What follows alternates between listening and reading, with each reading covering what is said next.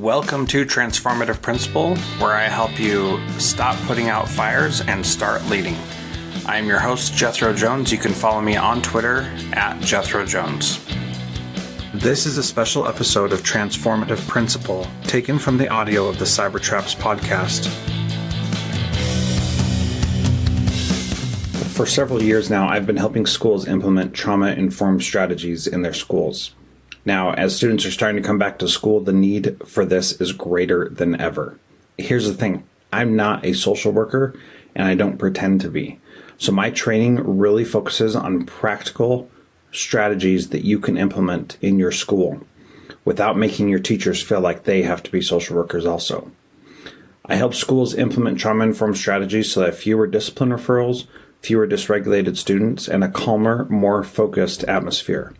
And the best thing is, this training aligns perfectly with ESSER funding, so you don't have to take it out of your school budget. My clients report that they have a better sense of how to help their students without adding another thing to their plate. Go to jethrojones.com/trauma to read more about it, and let's schedule a chat. That's jethrojones.com/trauma.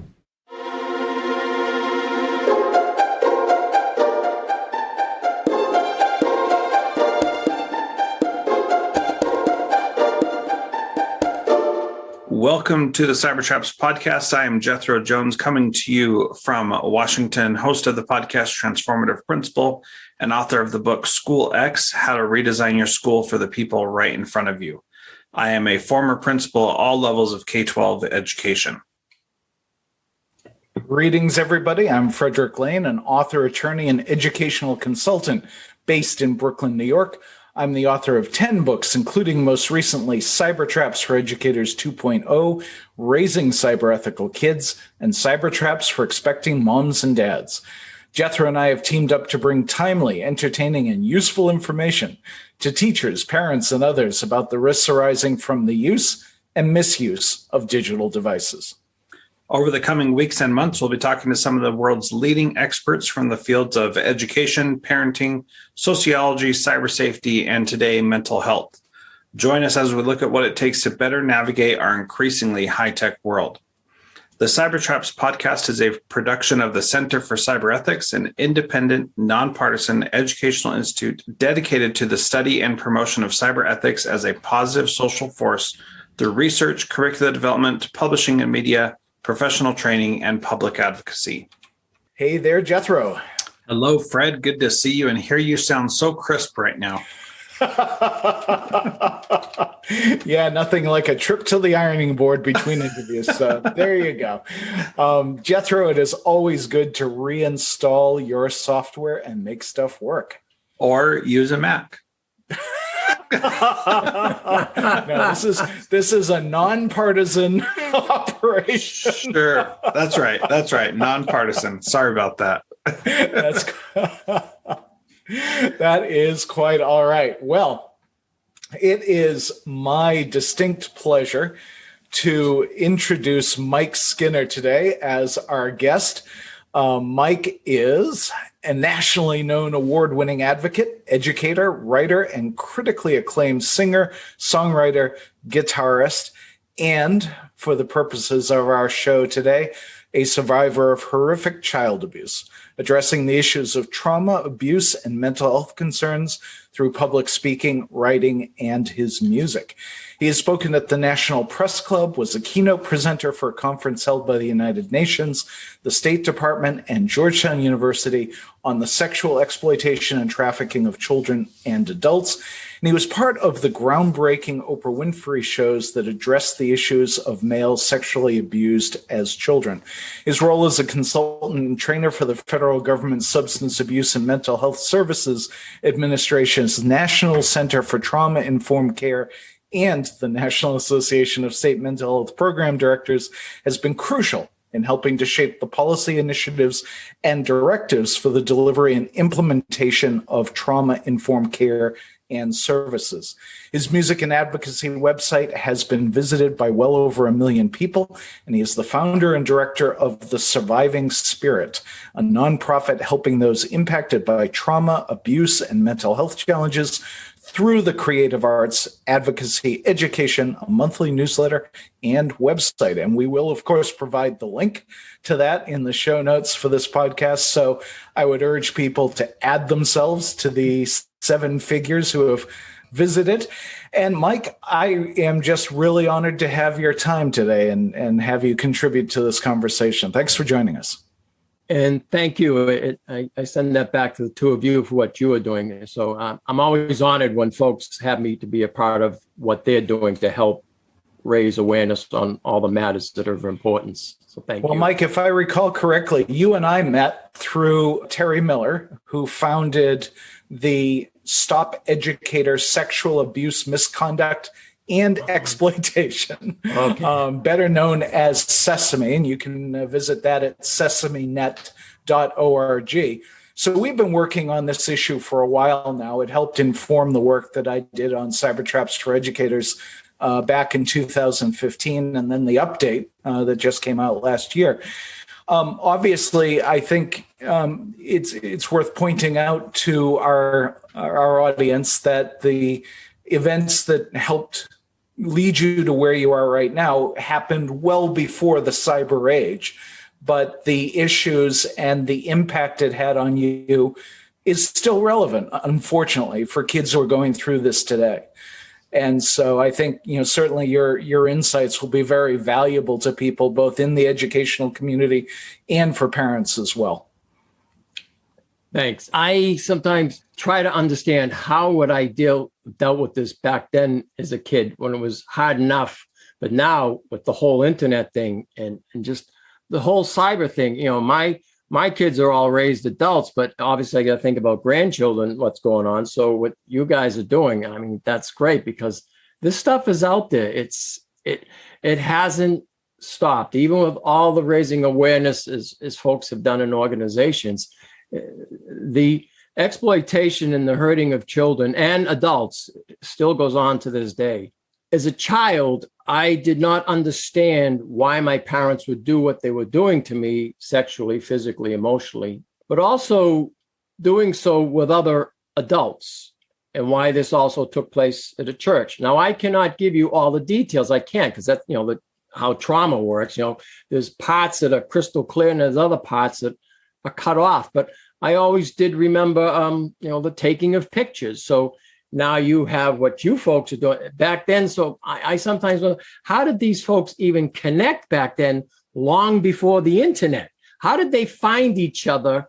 I was born in 1954. So how did, Yeah, I mean, that's such a powerful question. And I'll tell you that when I was researching my first book, which is, sadly relevant in some ways to the experience that you went through, it was called Obscene Profits, about the rise of the online adult industry. And one of the things that I was trying to do in that book was to help people understand the role that technology was playing in changing the landscape.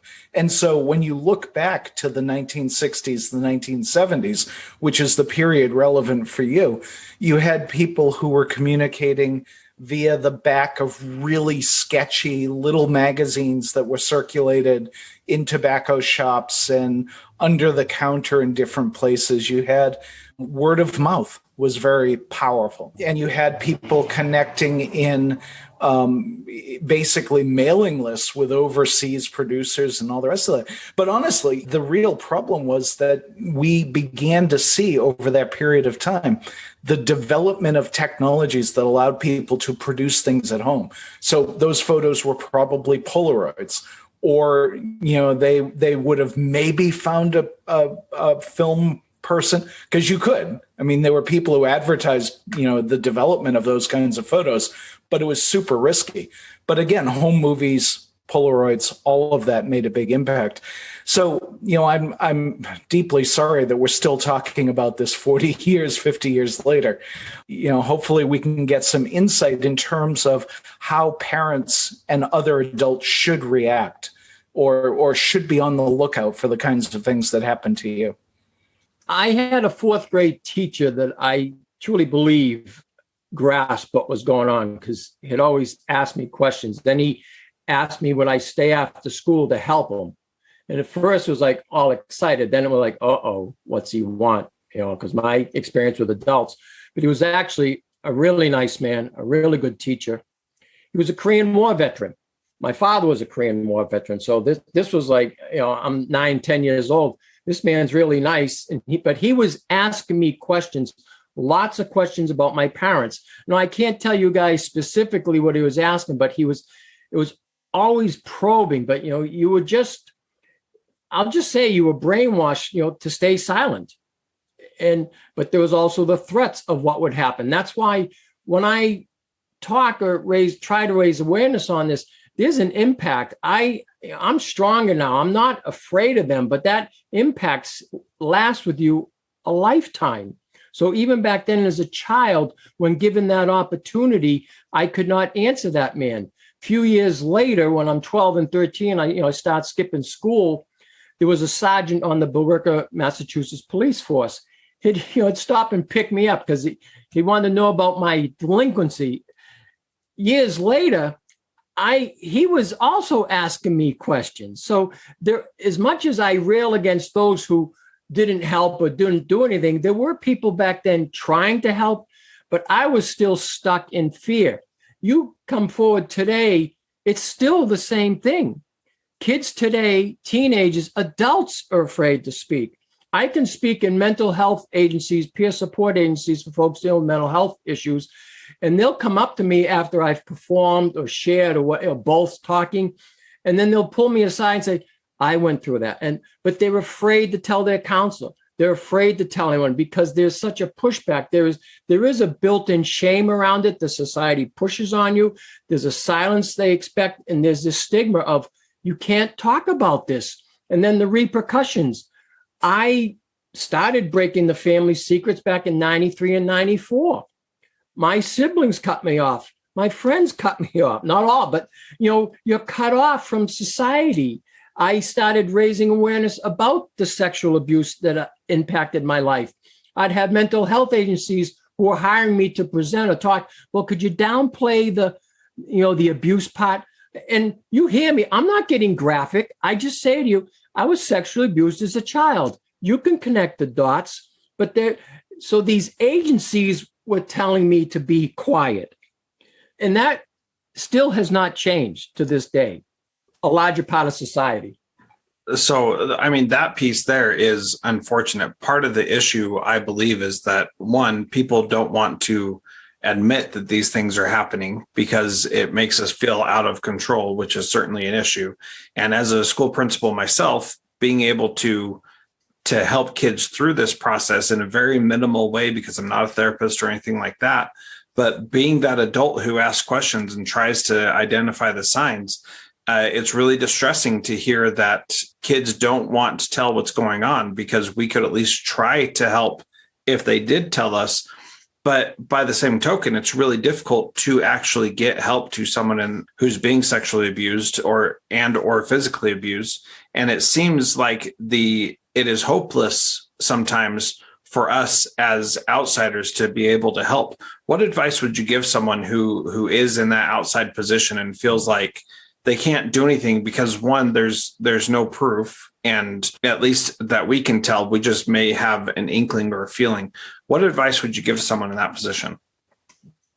Start with school, because most of us are going to school. It should be a place of safety. We can get into the whole bullying aspect. That's another place. So survivors of abuse, they're going to school and they're being traumatized, re-traumatized again from bullies. So that really has to be addressed on all levels. But school should be a safety zone. And you're right. No teacher, no principal, no guidance counselor can really pull you out and save you unless there's proof. But validating and just showing that kid that you care for them as a human being. That fourth grade teacher, now I'll jump forward when I'm senior and junior in high school, I had a lot of rage. I was in a lot of fights. I was in the principal's office all the time.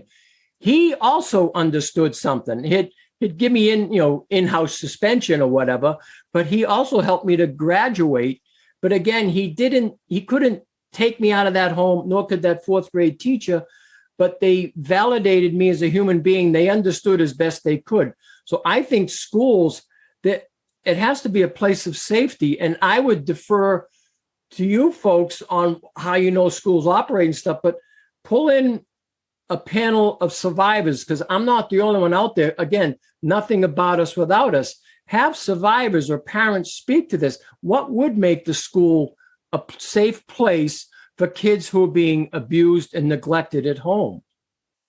Well, and I think that that's a really good place to start. And again, it's challenging because we don't want to expose all the other kids to this darkness that exists, but at the same time, we have to address it. And it's a delicate thing to do. And in my schools where we implemented trauma-informed practices, we were at least able to take those kids who were struggling and provide some kind of support so that we weren't sending them back home into an abusive environment by keeping them out of school. And we were having them in school instead.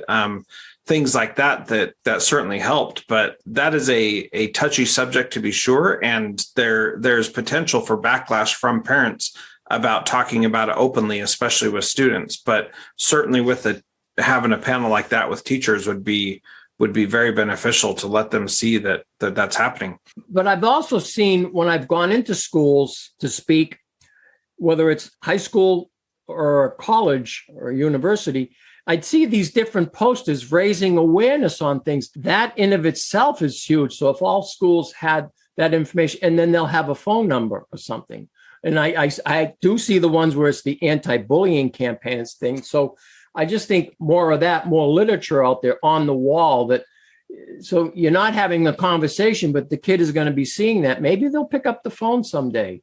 To that piece, being able to recognize that bullying can take many different forms, and an adult abusing a child is certainly child abuse, but that is also a form of bullying that you shouldn't discount that from the type of bullying that can exist. Go ahead, Fred. Well, I wanted to follow up on Mike's point a little bit, because it seems that it gets to this idea of almost a conspiracy of silence with respect to sexual issues in our society, unless it's being used to sell something. And that seems to me to be one of the profound flaws with how we approach this. And I guess, Mike, and maybe this is just an obvious point, but if we could have more open, honest discussions about sexuality in general, that would help, because it would take away some of the shame factor. And then to your point, and Jethro, you can weigh in on this, if we could have some kind of poster that just basically like the suicide hotlines, where there was a static reference to a resource for kids where they could get that support in a trusted environment, it seems like that would make a difference.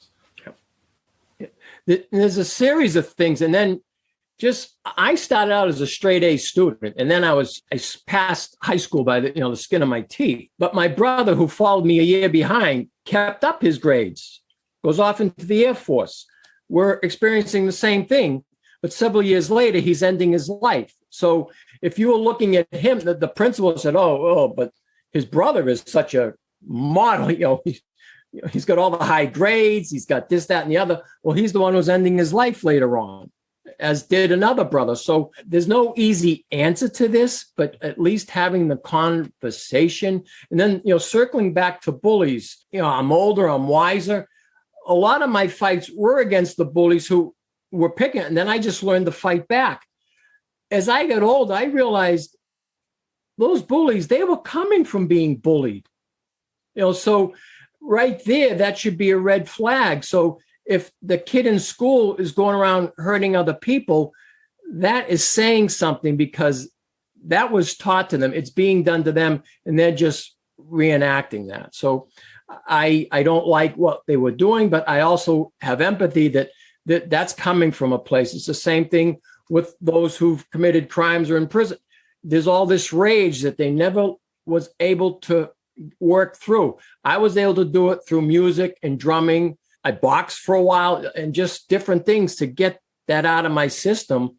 But finding different ways so the kids can channel this suppressed rage into a productive way. And again, there's many answers to that, but we're just scratching. Yeah. Well, and you're bringing up a point that we often forget, especially during the pandemic. Many of those extracurricular activities have been canceled and people aren't doing them. And my argument would be we should be canceling our main courses, math, science, social studies, not because those aren't important, but because what's more important is everybody's mental health and being able to provide outlets for creativity, for rage, for frustration, being able to do the things that bring peace, comfort, and healing to people. And we have essentially kicked all of those to the wayside, which I think is really an unhealthy response that we should be doing the exact opposite.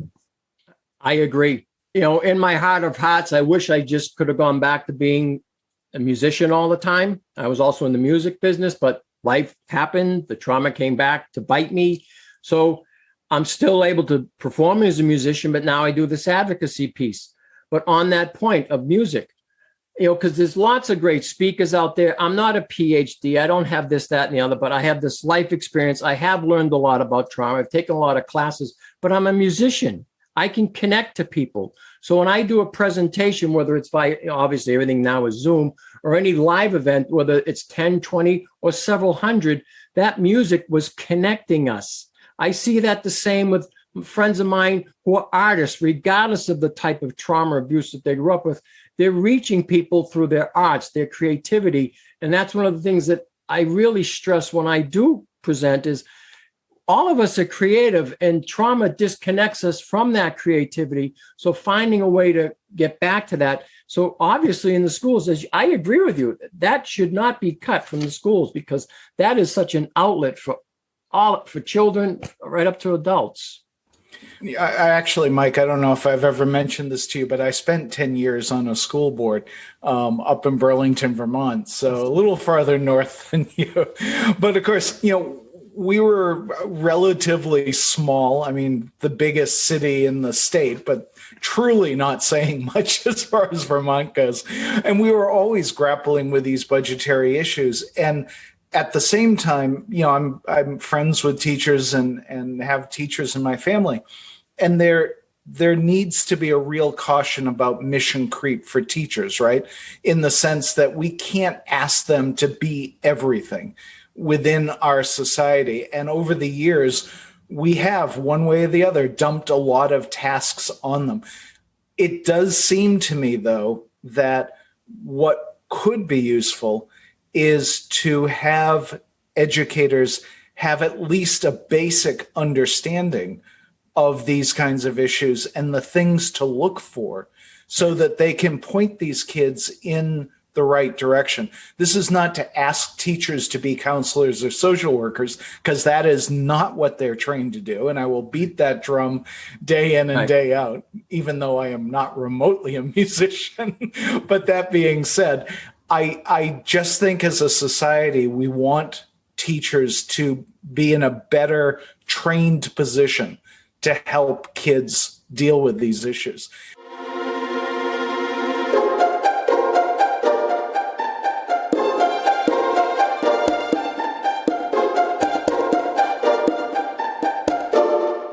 John Catt Educational supports high-quality teaching and learning by providing publications that are research-based, practical, and focused on the key topics proven essential in today's and tomorrow's schools. The latest John Catt publications include a book whose bold, transformative ideas amaze and infuriate people around the world, according to one reviewer, a title from global leaders in curriculum planning, practice, and retrieval, one book that says stop talking and start doing with regard to teacher well-being, and much more. These books, used by educators of all roles across North America and worldwide, amplify fresh, engaging voices with practical strategies to create transformative change. Learn more in our show notes at jethrojones.com/podcast.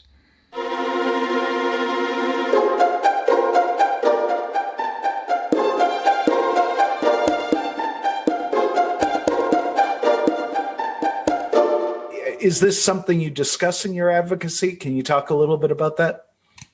I do. I'm always addressing the piece about music and the arts, whatever form they take, because also trauma is disconnecting us. music and the arts can connect us. So my example, many years ago, I used to do this little music group at a mental health peer support center, folks struggling with real serious issues, trauma, abuse, and mental health. And again, it could go from 10 to 40 people. And this is the only place that they would go to for a cup of coffee and support, learn about job skills and all the rest of it. A lot of them then started attending the pubs and coffee houses that I was performing at. And I wasn't even thinking about that, right? That connection. And then it was the board and some of the other people said, Michael, do you understand what you're doing? I said, I'm just reaching them as a musician. Michael, they're going out into the general public. And there was one place in particular, I did a Sunday night, every Sunday night. And what was nice to see these folks, and you could tell because some of them had the shaking and all the rest of it, but the folks that were in this bar, and it wasn't a biker bar, but they were bikers, but good bikers, some tough people, but they were interacting with those folks, buying them their sodas or fruit juices. They were now getting socially connected through music. Now, I'm not the only one doing it. There's others who are doing it on a grand scheme. Again, a lot of this, Fred, just came about just me being a musician. I'm like, oh, this works. Oh, this works. So I didn't go into this with this grand design. I didn't. It just happened organically. And then the same thing with speaking, at sharing some songs and people saying, doing more songs. So I do, the creative piece to this, I think, is so important, and it's also missing. Yeah, and Fred, addressing your issue that you brought up about teachers being teachers, not counselors or therapists, and the trauma-informed training that I do with teachers, it is 100% you are not counselors. And in fact, that's one of my introductory statements, is that one thing we get wrong in trauma-informed practices in schools is that we try to tell teachers that they are counselors or something that they're not. And their role as teacher is valuable and needed, and they need to stay there. They shouldn't be going out and doing other things. They should be teachers, and we should respect that and keep that solely on their plate and not add other things to it. And this is where, another aspect of it is some kids are not into music, and music does connect us. Some kids are not into art, but art does connect us. But there are a lot of other ways to bring people together and to find that connection through something positive. And I think it's incumbent on us in schools to find those ways to connect kids to something positive, and whatever that may be to meet their particular needs or interests is a worthwhile endeavor also. I agree. And I agree with you on, it's not the teacher's role, nor is it police role to do these things. My whole thing with the trauma-informed piece is just for someone to reframe it, thinking, what has happened to this person? What's going on in their life versus what's wrong with this child? What's wrong with this person? Even if they just get to that point, what has happened to them? That can change the conversation, or just even the mindset, how they're looking at someone. Mike, just reading through your bio and thinking about some of the things that have taken place recently, one of the topics that I expect to write on at some point in the not too distant future is under a working title, #TechSickMasculinity, which is about the impact of technology on men and maleness. And one of the things I think that makes your advocacy particularly powerful is that as much as our society has a challenge talking about sexual trauma and sexual abuse, it has an even worse time talking about it with respect to young boys. And so I'd love to get your comments on how that's played out in the work you've done. It's still there, Fred. Regardless of where I've been, and as you just asked that question, I'm thinking of the, he was ramrod straight. He looked like he's just got out of Marine boot. He was the drill sergeant for the boot camp, but he was a retired police captain. And he come up and he thanked me for what I was doing. He says, but I could never say this. And I've heard this from countless other males. And I've heard, there was a time in my life I was working with troubled youth, boys and stuff. And the few times that they did share, their counselors would tell them, or those around them, that's in the past, you need to move on. So again, the message is being filtered down. Don't talk about this. But my thought was, if this kid has finally got the courage to speak up, I wasn't saying that at 12 years old or 14 or 15. So if these young men were doing it and then they're being silenced, that this still goes on. Now, when I say that, I don't paint everyone with that same brush, but that is a huge piece of it, because I also worked in some institutional settings, again, for troubled kids. And every time they would bring up whatever, and it didn't have to be sexual abuse, again, all they were being told is, you're mentally ill. That's all they kept hearing, because they're acting out. They had all these labels, and yet in their charts was the trauma and abuse that these kids were growing up with. So for me, I just keep speaking on it, writing about it, but also sharing, because there are organizations who are doing it right. There's agencies, there's people that are doing it right, but we have to be able to talk about this is still going on today. Do you feel like it made a difference to have the involvement of a celebrity like Oprah Winfrey, for instance, in terms of raising awareness of this issue? It definitely helps. It draws attention to it for a bit. But then, and I understand she's got a career, she's got a show. They move on to the next thing. This is not the next thing. Not every and she's spoken about her abuse, but not everyone's going to rise to this level. And that's another thing with the trauma-informed.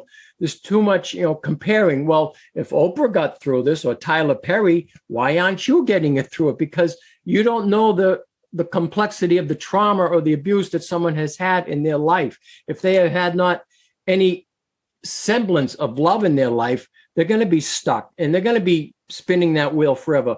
But yes, to go back to the original question, it does help, but they need to sustain it, and they have the funds, the means, the power.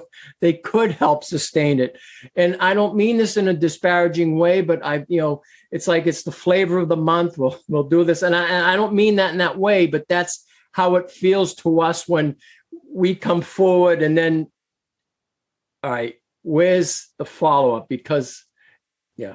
It's a really good point, Mike, and it shows I think the terrible seductiveness of celebrity. Like it seems like it's going to fix everything. It's almost like Oprah Winfrey jumping up and you get healing and you get healing, except it doesn't quite always work out that way. And it's a long-term investment to address some of these issues. And I think that gets us back to this idea that we need to look at the institutions in our society that have been around for a long time, like schools, and figure out an effective way for them to contribute to identifying these kinds of concerns and issues.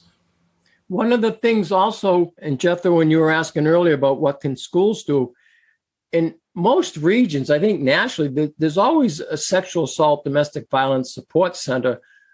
A lot of them are doing things going into schools, and if they're not, maybe ask them. But I can think of a place that's out in Portsmouth, New Hampshire, and they've done a lot of work for the past 2 decades going into schools, just and how they raise awareness. But I also know what you were talking earlier. A lot of times they don't want them coming into school. So there's this different. So there are those that are out there that have that expertise to help with these things in the school system, that, again, it's not incumbent upon the teachers, but reaching out to other agencies or organizations that are knowledgeable about these matters. Well, and I think that the partnership piece is incredibly important. It is not just partnering with celebrities for attention, but partnering with other organizations within a community to provide full services to people who are struggling with this. And you said something a few minutes ago that I just thought was so powerful, that some of these 12 and 13-year-old boys are actually sharing their story. And you mentioned earlier that it took you until you were about 40. Is that right? Before you started talking? 39 years old before I finally said it. Yeah. And that is a long time to carry a burden that you can't share with anyone around you. And I know that there's somebody listening to this right now who's carrying that. What would be your advice to somebody who is carrying that to feel comfortable to say something to anyone, because it can be so scary to talk to a trusted adult, a friend, or anybody else. What advice do you have for people in that situation? If it's males, I would strongly suggest looking at 1 in 6 organization. It's a nonprofit, just 1 in 6, one number in 6 number, and Male Survivor, 2 separate organizations. That's a great place for resources. RAIN, and my brain is stopping me, but RAIN for males and females. But there's several other really good nationwide agencies out there that they can reach out to, and they can be anonymous. They can go on anonymous but even if they look at the effects of what the abuse has done to them, that might be the light bulb moment that they need, because I was just as guilty as so many others all through my life, thinking it to myself, wasn't saying it to anyone else, that, oh, that's in the past, I got to forget about this. And I did everything I could to forget about it. You can't forget about it because it's always with you. And then I finally had to deal with it. I had no other, it hit me so hard. I had to. The flashbacks just became so overwhelming. You were talking earlier about the Polaroids. So it's not like I had repressed memory. I suppressed my memory. I did not want to deal with this, but I always had those Polaroid snapshots in my head. And then the age 39, it became a movie. Mike, that's a brilliant metaphor. Yeah, it became, it's like it was a movie I didn't want to watch. I didn't. I'll be honest, I didn't. I was married. I had 5 kids. I had my own music business. I was still drumming on the weekends. Why do I want to look at this stuff? But it does impact, because I was also a workaholic. It kept me disconnected from others. I was always go, go, go. Now I can have a conversation with you guys. I can connect with other people. I can have a cup of coffee and sit there, or a cup of tea, or maybe a beer, and just sit there with someone, have a conversation, not be looking at my watch. Well, I got to go now. And then later on, I'm saying, I wish I'd stayed with them, but I never felt good about myself. So there is power in healing, and every one of us are going to find a different way there. But, and again, sometimes you don't have to share, but just being with others, my first support groups is going to adult children of alcoholics. There was this camaraderie. We all had maybe different experiences, but it was impacting us. So childhood sexual abuse. So males, they're gonna find their kindred spirits. They're gonna find, whether it's the CEO or the guy that's pounding nails, building a house, or musician. It's all walks of life. It's impacted all of us. So I would start with those organizations. I think it's really super impressive that we do see more and more organizations starting up or doing this work. You're a little bit older than I am, Mike, and I just think back to my childhood, and these organizations did not exist. Nobody was out here doing this stuff, and we'll put a bunch of stuff in the show notes, but it does seem appropriate to let everybody know that a place to start is the National Sexual Assault Hotline, which is 1-800-656-4673. And that does allow for anonymous reporting, conversation. It can be a place to start to get help if that's something someone needs. Yeah, and in a lot of states, there's little support groups. I was born in Boston, but I lived in Massachusetts, then moved to New Hampshire. But I used to drive the hour and a half into Boston to attend a support group for survivors of those who've been sexually abused as children. It was just worth it for me to have that camaraderie, even if I was just silent, even if I was just listening to other people, just that support and being validated. Again, as I shared earlier, we're disconnected. This was helping me to reconnect with people. Well, and that's a piece that is so important in a place like a school, a church, and any place that can provide that connection is going to be important. And it's even worse, as you were saying, that this happened in a church, in a place that should be providing appropriate connection, and it doesn't. And so, there's definitely a lot of work to do. And I don't think that this problem is ever going to go away. There's going to be evil people all the time. And we need to do our best to prevent kids from being exposed to that. And when we know about it, then getting them out of those situations as a priority. I agree. But fortunately, the evil people are the minority. There's more good people in the world. So I always, I'll share about what's wrong, but there's also so much that is good, because I truly believe there is hope, there is healing, and there is help out there. So I will speak to the stuff that's not working, but I see the good. Even with myself, I don't get a million clicks on my website anymore. But when I first came out, I was maybe one of 100 males out there doing. So that was huge. That I think would help get that initial interest in me, and also addressing the mental health, the depression as a male.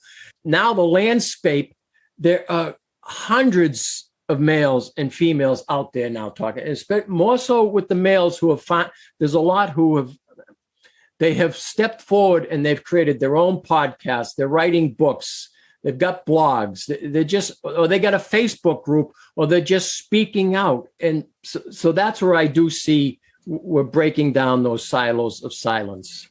Well, it's interesting, Mike, because I think what you're doing is pointing to the dichotomy that we talk a lot about on this show, that technology does present some additional risks, right? Your particular circumstance arose within the home. For teachers who cross that particular boundary, their path to doing so is facilitated by smartphones and cell phones and all the rest of it. But at the same time, there's tremendous potential for building community using these cyber tools. I've seen it time and time again in terms of people creating the kinds of groups that you're talking about, or using their voice or using their blog, partly in self-therapy, but also partly in education and advocacy, like you yourself are doing. Yeah, because myself as an independent musician, I could have never had this reach a couple decades ago if it wasn't for the internet. So I am grateful for the good that it brings, that I can reach a lot more people than I could have just trying to tour New England. Yeah, I would love it if you'd be comfortable playing us out with a song. I mean, we're pretty much at the end of the podcast. Are you willing to do that? And as a fellow Bostonian, I was going to be pushy enough to ask that myself. So you're a Bostonian too. All right, cool. 1963, Richardson House. Yep. Okay. I always say when I'm going back to Boston and Cambridge, that's where I lived, I go, I'm returning to the scenes of the crimes. But I also like it. Everybody says that about Boston. Yeah. All right. So this is Songs for the Keys to Your Life.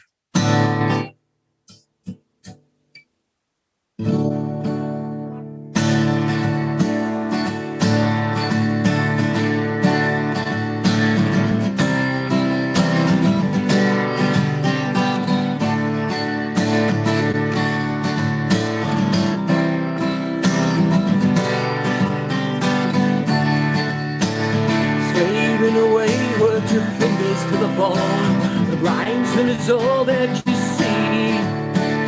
Once made of gold, nothing so cold, and still forgotten your dreams. Do you even know? Do you even care? When did you drop the keys? Keys, your dreams, and music to your soul. Remember I once sang to me. Song to the keys to your life. Songs to the keys to your life. Songs to the keys to your life. Have you sung the song for the keys to your life? Wasted away, and what's there to say of all the things that you love? Now all I see is broken inside love. And now the dreaming, inflation schemes climb your way to the top. Look around and what do you see? A wasteland of all that you love. Songs to the keys to your life. Songs to the keys to your life.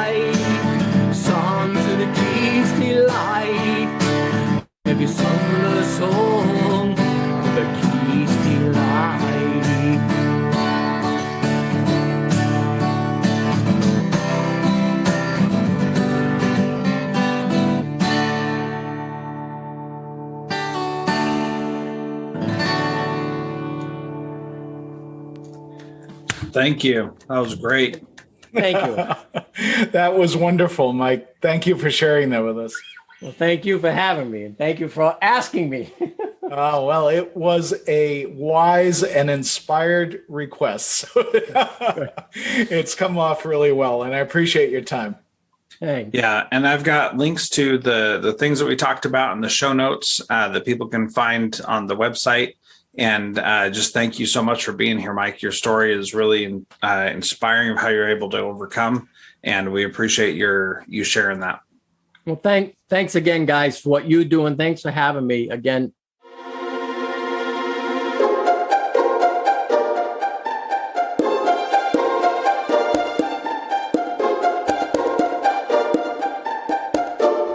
Hey, middle school principals, what if I told you that all your teachers had to do to teach your students really valuable social and emotional competencies was just press play?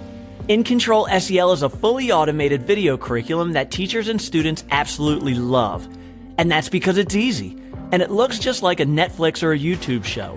So all you have to do to hear about how it can completely transform your school is schedule your call. Tell us Jethro sent you and you'll get 20% off if you feel like it's a good fit.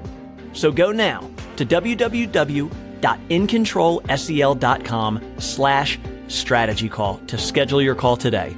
The link will be in the show notes.